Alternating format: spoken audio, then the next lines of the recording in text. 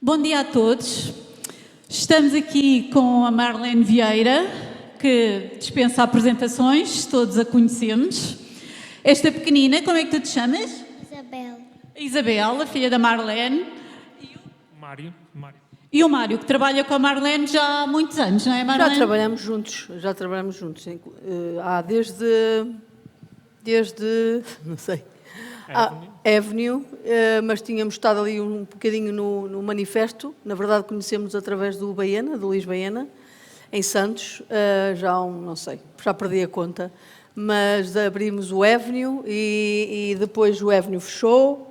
O Mário fez ali, eu fiz as minhas coisas, o Mário fez as dele e depois decidimos nos juntar outra vez aqui neste projeto, que é o Zum Zum e o Marlene. O Zum Zum e o Marlene, que abriu 2 anos depois, não é? É isso. E temos aqui pratos do Marlene ou do Zum Zum? Sim, hoje vimos falar essencialmente do Marlene, que foi um projeto que começou, na verdade, em 2019, pelo menos no papel, não é? Sim. No papel começou em 2019 e em março de 2020, como toda a gente sabe... Abriu portas. Não abriu portas. Veio a pandemia. Abriu portas, mas foi para um bicho. Sim. Para um bicho chamado Covid, não é? 19. Portanto, nós tínhamos planeado abrir o Zum Zum em março de 2020. Não abriu. Aliás, fecharam-se todas as portas, não é? E decidimos abrir o Zum Zum em 30 de julho de 2020. Portanto, tivemos ali aquele tempo para refletir, para dizer, não, vamos em frente, se bem que a vontade era muitas vezes de ir embora, desistir, não é? Mas tínhamos tudo pronto, tínhamos menu pronto, tínhamos tudo pronto e decidimos avançar, arriscar e fomos para ali fora. Depois o Marlene, que também já estava montado fisicamente, portanto mesas, tudo fisicamente estava montado, não tínhamos o menu preparado, obviamente, mas com tantas incertezas de abre e fecha, nós achámos que o Marlene teria que ser algo mais seguro, em termos de estarmos mais confiantes no trabalho que estávamos a fazer. Não queríamos que ele abrisse numa altura de tanta incerteza. Se bem que a altura agora também não é assim espetacular, não é? Estamos no início de uma crise, mas... e nós temos esta capacidade de esquecer das coisas mais muito rapidamente. Parece que já não vivemos 2 anos em pandemia, que foi um trajeto muito, muito difícil para nós, restauração, que tivemos várias vezes que nos adaptar a todas as normas que se impunham, não é? No panorama nacional e internacional. E o Marlene, nós não queríamos abrir o Marlene no meio daquele turbilhão de emoções, de tudo. E decidimos esperar pelo tempo certo, pelo menos para nós, que nós achássemos que fosse mais sereno. E abrimos finalmente dia 6 de abril de 2022. Portanto, 2 anos depois, precisamente. 2 anos depois. E o projeto, o teu sonho, que era esse desde o início, não é? Quando foste ali para a Beira Rio, agora está cumprido, te sentes porque tens o Zum Zum e tens o Marlene. Sim. Na verdade, eu acho que o Marlene, tivemos este tempo porque estávamos muito acelerados, não é? Naquela altura era só projetos a abrir, coisas a abrir, queríamos fazer coisas, porque a sociedade também assim o impunha. E levámos este travão a fundo, que para nós, de certa forma, que gostamos de olhar para as coisas de forma otimista e o copo meio cheio e não meio vazio, acho que foi bom para nós. Não é que fosse bom, mas olhámos para o lado positivo e tivemos tempo para maturar. O Zum Zum serviu um bocadinho de laboratório também. Nós chamávamos-lhe o pré-fine dining. Fomos fazendo coisas que já imaginávamos no Marlene, mais à frente.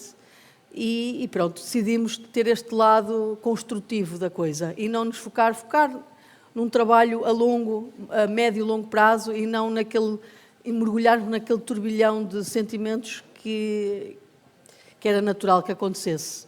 Então este foco, não é? Este foco sempre conscientes, dos pés na terra, termos noção do que nos estava a acontecer e termos que nos adaptar todos os dias, mas é importante o sonho, não é? O sonho ser alimentado todos os dias. E foi isso que nós fomos fazendo ao longo destes 2 anos, fomos alimentando grão a grão, literalmente, grão a grão, o nosso sonho, que quando abrimos, tivemos até uma surpresa nesse dia. Aliás, no dia anterior, que eu convidei um cliente amigo para fazer a inauguração antes dos clientes que viriam nos visitar, e ele aparece-me com duas mãos cheias de chefes pela porta dentro. Eu e o que é isto? Uma quarta-feira, disse, olha, vocês não têm mais a fazer, amigos? Não foi vocês que eu chamei, então, de certa forma foi ali foi um bocadinho tenso, não é? Porque estamos a cozinhar para os nossos pares, foi uma prova de fogo. Pela primeira vez. Pela primeira vez, 12 chefes sentados à mesa. Prova de fogo superada? Eu acho que sim, quer dizer, mas vieram-nos, sobretudo, dar a bênção. É uma espécie de bênção, vieram abençoar a nossa casa que se abria depois de 2 anos de muita dificuldade, de alguma luta, e não poderíamos ter melhores padres ali a abençoar a nossa casa. Portanto, foi muito bom. Havia uma serenidade.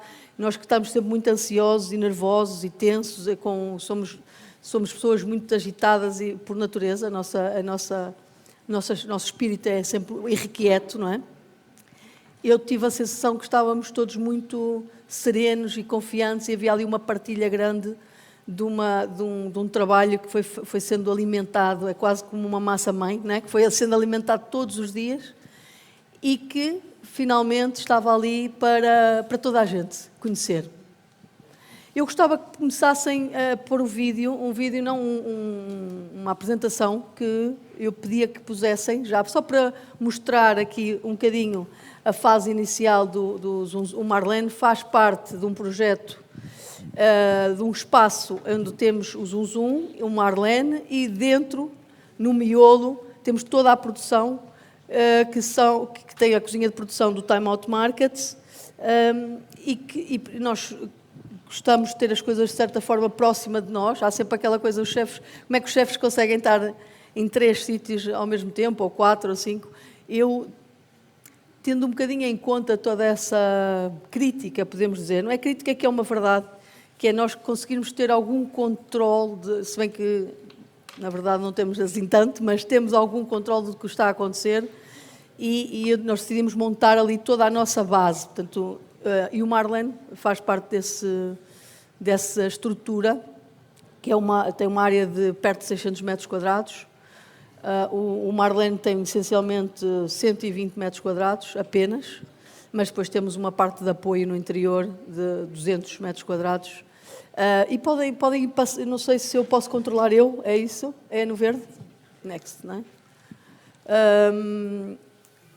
Esta é a imagem, para quem já viu, nós temos um palco, nós somos vaidosos, não é? Por todos os cozinheiros, e decidimos assumir esse palco, que é a nossa cozinha. É a nossa cozinha que nós queremos que as pessoas estejam envolvidas connosco durante o processo todo, mas, na verdade, nós decidimos fazer isto. Eu, há uns anos atrás, visitei o Momofuku em Nova Iorque e fiquei fascinada com a interação que havia entre os cozinheiros e os chefes e os cozinheiros, e pensei ali para os meus botões, um dia, quando tiver um restaurante gastronómico, gostaria que fosse algo deste género. E foi acontecendo. Claro que depois temos o nosso toque, e há uma coisa que me preocupa sempre, é a altura das cadeiras nos balcões, né? Que nós estamos sempre um bocadinho desconfortáveis quando estamos muito altos, e nós decidimos pôr o balcão à mesma altura das mesas, e nós baixamos o chão da cozinha para podermos estar ao mesmo nível de olhar. Quando os clientes estão sentados, nós estamos a olhá-los nos olhos. Há pouco eu queria só falar aqui do Mário Cruz, um bocadinho. O Mário trabalha comigo desde há muitos anos. Podia ter sido ele a fazer o parto da minha filha quase, porque sem ele, na verdade, eu tive durante toda a minha gravidez, até à última semana, no restaurante. E, claro, quando nós não temos pessoas que nos apoiam, nós não conseguimos, obviamente, atingir os nossos sonhos. E o Mário teve esta capacidade de absorver muito de quem era a Marlene e enriquecer todos estes projetos que nós fomos projetando para o futuro.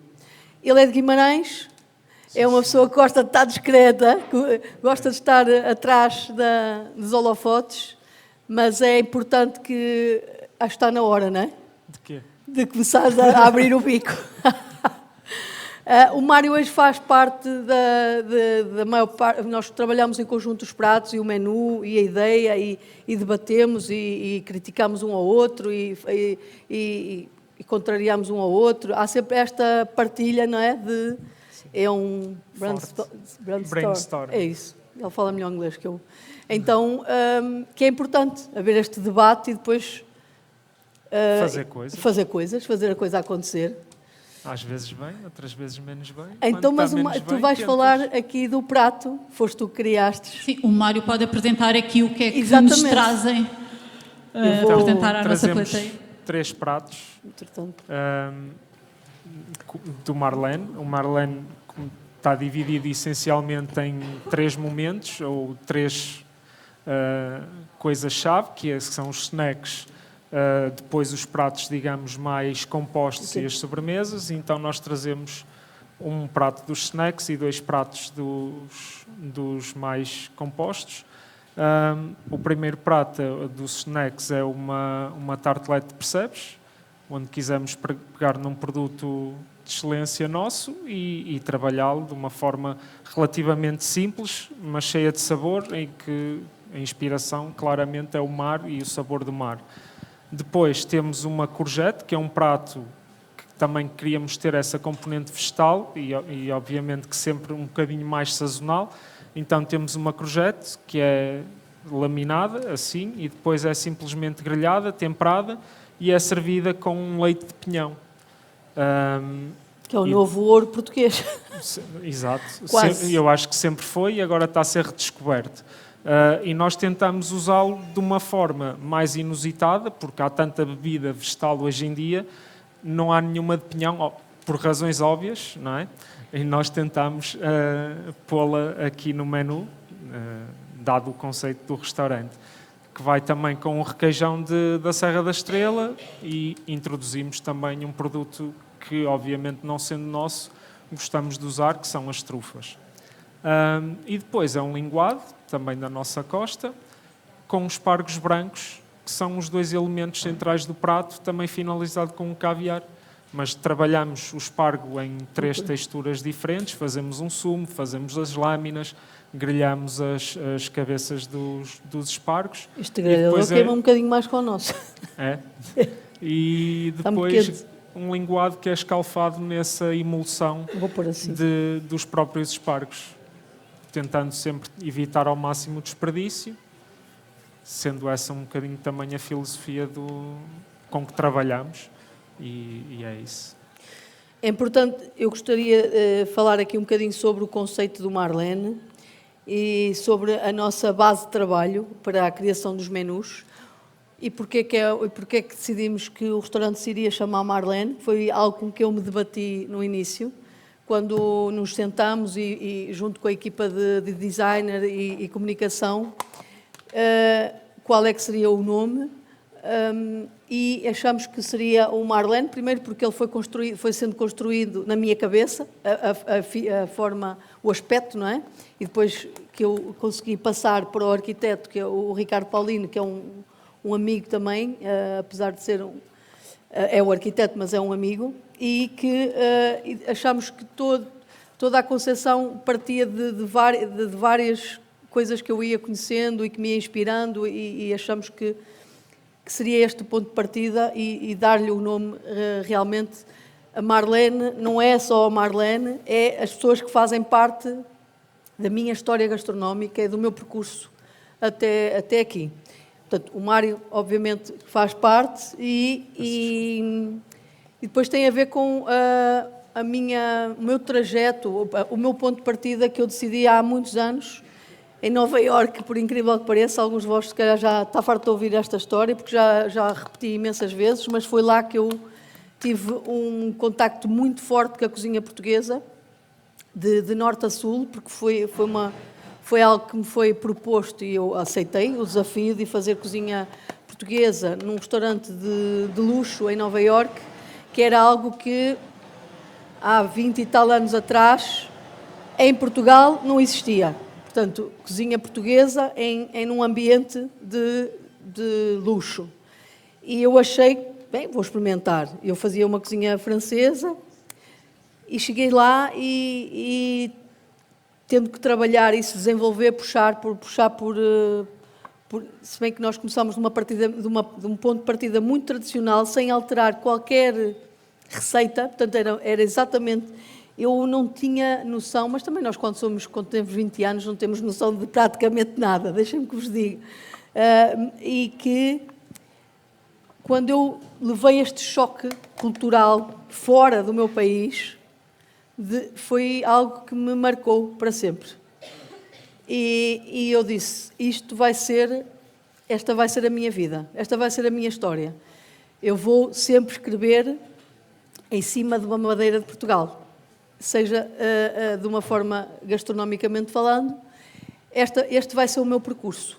Então, eu estabeleci ali logo um objetivo e foi construindo pouco a pouco, e as coisas não precisam ser forçadas. Portanto, vão aparecendo quando nós nos propomos e espalhamos ao mundo, acabamos por dizer qual é o nosso sonho, qual é o nosso objetivo, As pessoas primeiro ficam a conhecer o nosso sonho e convidam-nos para fazer trabalhos. Isso é muito importante. E foi isso que foi acontecendo ao longo da minha vida. Eu, quando decidi fazer esse trabalho, o chefe com quem eu tinha trabalhado, que era um chefe que vinha do Ritz e depois foi para o Norte, que é o Jerónimo Ferreira, sabia o trabalho que eu estava a fazer, e quando abriu o Sheraton do Porto, decidiu convidar-me, porque foi-lhe proposto também fazer cozinha portuguesa num ambiente de luxo. Então, ele, claro, inteligente, pensou, vou buscar pessoas que saibam já fazê-lo. E é óbvio que me telefonou e disse, Marlene, volta para Portugal, e lá fui eu. Portanto, isto para vos dizer que eu fui construindo as coisas, e o Marlene é um bocadinho, conta um bocadinho esta história, que pode estar misturada, e deve estar misturada, obviamente, depois com os produtos sazonais, que nós dizemos que é um triângulo, produtos sazonais, a minha história gastronómica e Portugal à mesa. O que é Portugal à mesa nos tempos de hoje? Que não são os mesmos que eram há 20 anos, não é? Eu, pelo menos na minha mesa, não havia mousses de foie gras, nem pâtés de foie gras há 20 anos. E hoje em dia, no Natal, eu acho que muita gente tem estes patézinhos na mesa. Tem ou não tem? Não tem? Não tem. Olha, a minha tem. Mas a cozinha portuguesa, as mesas portuguesas foram mudando ao longo deste tempo. E isso também faz parte do nosso conceito no Marlene. É todo este trabalho que depois vão surgir pratos, não é? Vão surgir pratos, e num prato pode existir estas três coisas ou não. Exato, é um mundo, não é? É um mundo. Marlene, no meio de tantos projetos, e tu és uma mulher de 7 ofícios, como é que tu alivias essa carga para não andares sempre exausta? Com a minha filha, a fazer coisas de criança, quase. Onde é que está a pequenina? Ela deve estar agarrada ao telemóvel, a ver bonecos, não é?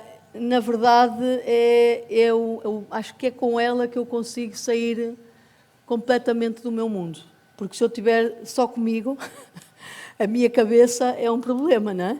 É um turbilhão de ideias, de vontade, de projetos, de coisas. Já tens novos projetos aí a fervilhar na tua cabeça, ou Tenho. Agora estás focada no Marlene, no Zunzum, enfim? Não, estou focada sempre no Marlene, mas como é óbvio, eu tenho uma equipa incrível, tenho que dizer aqui, porque tenho o Mário, tenho a Marcela, tenho a Clara, que é pasteleira, que não estão aqui, estão de folga, eles estão...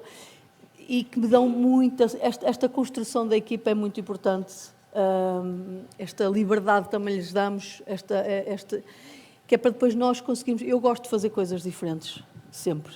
Eu não gosto de estar fechada numa cozinha e ficar ali obcecada. A monotonia a mim põe-me doente, quase. Então, e sair fora, muitas vezes, e olhar para aquilo que está a ser feito, ajuda-me, de certa forma, a manter uma dinâmica de criatividade e de manter os meus objetivos.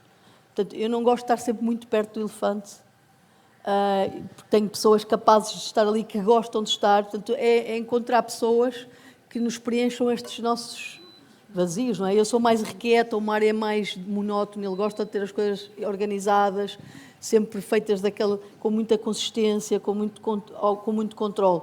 Eu sou mais destrambelhada em termos de... Eu gosto de... Venho sempre com ideias aqui, ali e acolá. Sou muito diferente do Mário. Mas a parte criativa, não é?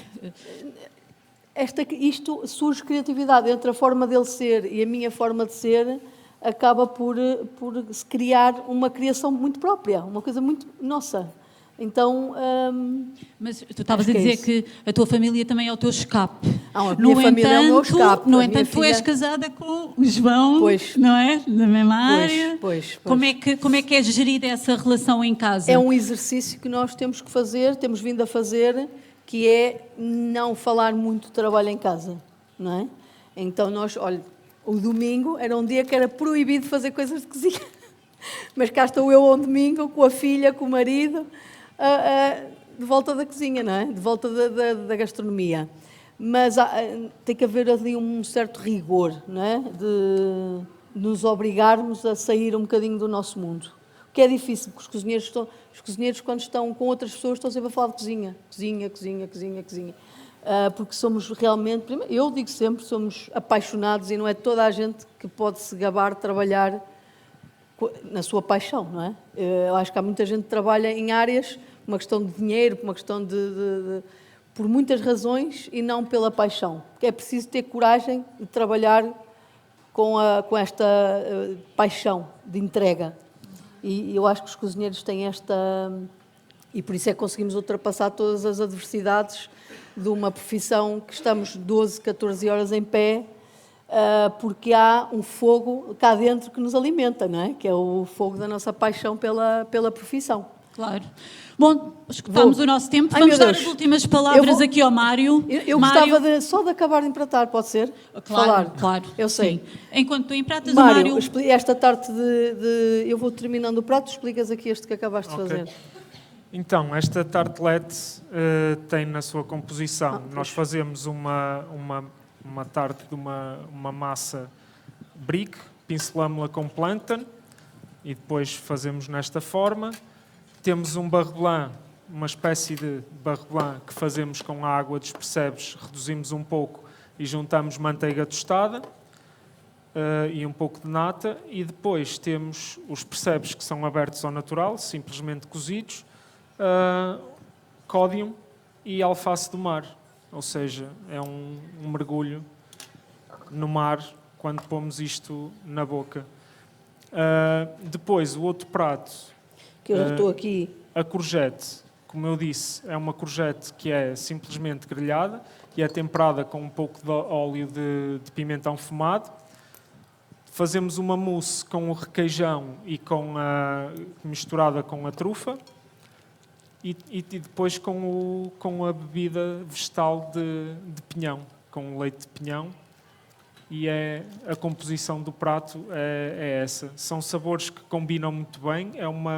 O feedback que temos tido é que são sabores inesperados, porque ninguém está à espera que um prato tão simples ou 2 ingredientes relativamente simples consigam ter tanto sabor.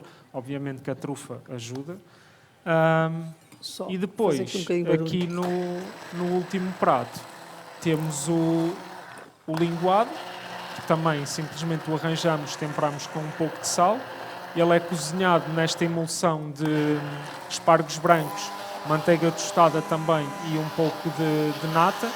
e ele cozinha ali. E depois, no prato, temos as cabeças dos espargos grelhadas.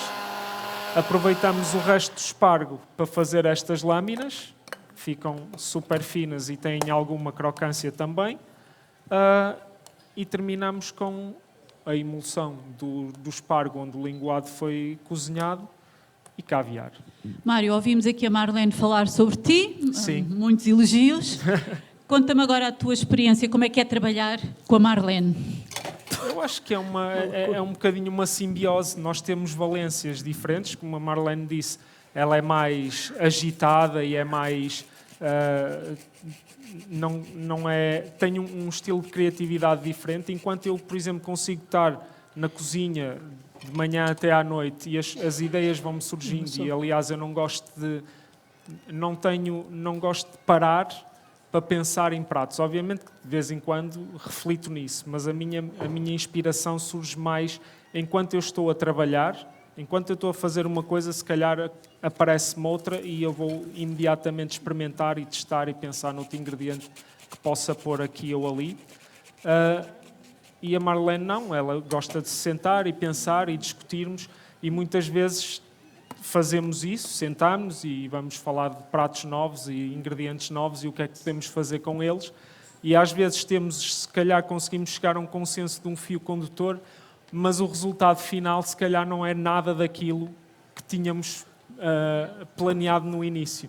As coisas vão-se mudando à medida que vamos fazendo, muitas vezes por uma questão logística, porque vemos, se calhar isto é demasiado complicado para termos 4 ou 5 pratos assim com este grau de exigência técnica, porque são muitos pratos e se tivermos todos assim, isto vai obrigar a uma sobrecarga, quer da equipa, quer depois de materiais, porque nós temos as condições físicas do espaço que temos e obviamente que se eu só tenho um forno que preciso que só consigo tê-lo para uma finalidade, neste caso 200 graus que seja, eu não posso pensar em ter coisas a vapor no mesmo forno porque no momento a seguir eu vou ter que o usar de outra forma. Então é isso, eu acho que nós chegamos a um entendimento em relação ao que vai ser, mas depois todo o processo até ao resultado final é uma estrada como a courgette, é sinuosa e as coisas depois acontecem e acontecem desta forma e penso que é esse o caminho que temos conseguido chegar a consenso, que é o que fazemos. É isto, nós falamos, pomos as ideias em cima da mesa, pegamos nos ingredientes, ok, vamos ter agora castanhas, vamos ter diospires, vamos ter marmelos, como é que a gente vai trabalhar isso? Em que contexto, de que forma?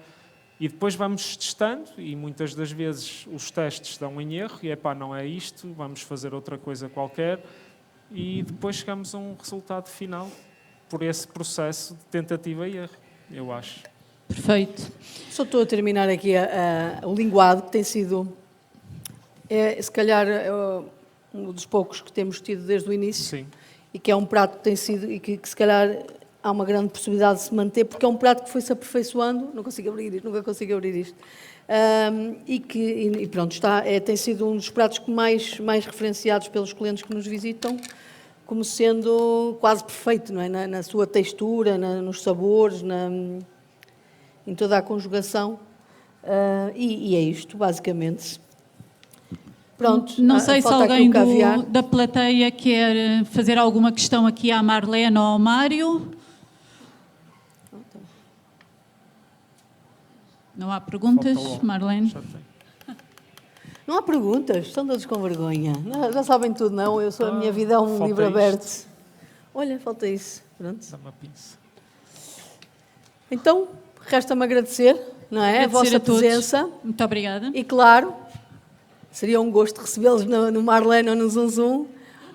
Também no Time Out Market, que é um espaço que nós temos há 8 anos, 9 anos. Assim espero uma visita vossa. Já sabem que vão encontrar um menu quase surpresa. Nós vamos fazendo coisas consoante mais a estação do ano e também aquilo que nós queremos que representem toda a nossa história. É essencialmente isto. Muito obrigado Obrigado. Esperamos por vocês no Marlene. Até uma próxima. Olha, eu não fui passando, foi coisinho. Entretanto, distraí-me.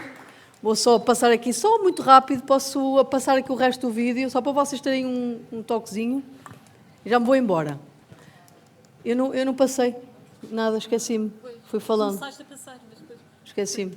Saiu dali. É só para vos mostrar aqui um bocadinho. Já me vou mesmo embora. Esta é a nossa...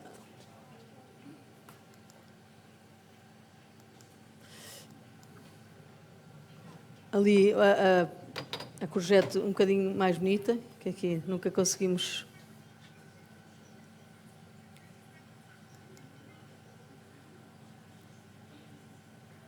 Obrigado, até à próxima. Agora sim, vou-me embora. Marlene, muito obrigada. Obrigada. Mário, obrigada. Obrigada a todos.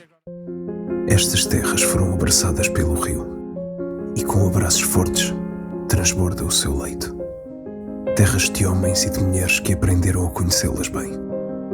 Da terra e da água, eles tiram o seu sustento, a sua riqueza, o arroz. Estas são as planícies, os horizontes amados pelos campos, alagados e depois semeados, para no fim nascer a excelência que se prova.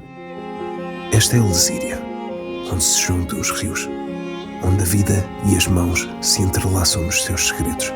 É aqui onde o bago e a casca se separam com o cuidado dos anos e sabedoria ganha. E assim, a história que se repete começa na terra onde nasce, para terminar na nossa mesa, no nosso prato, no sabor que nos dá conforto. Arroz Bom Sucesso, o genuíno arroz de Portugal.